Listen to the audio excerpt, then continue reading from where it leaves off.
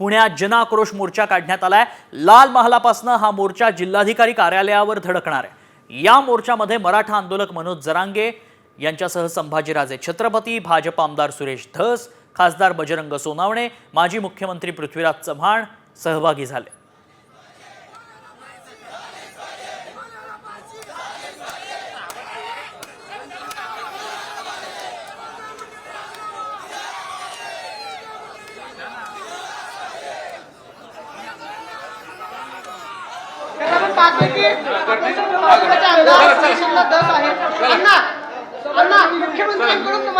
सभा झाल्यावर सगळे उत्तर देतो।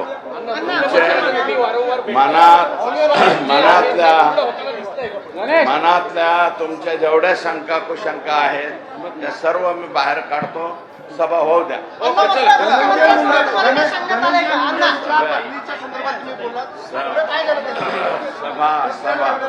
सभा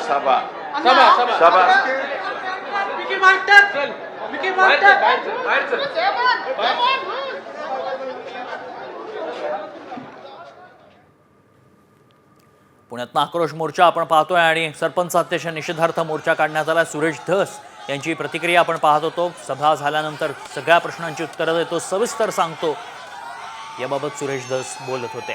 सुरेश धस यांनी आका असं नाव घेतल्याचं पाहायला मिळत होतं। सातत्यानं ते आकाला आधी अटक करा असं म्हणतात, तर दुसरीकडे मोर्चेकरांच्या हातात बॅनर्स पाहायला मिळतात।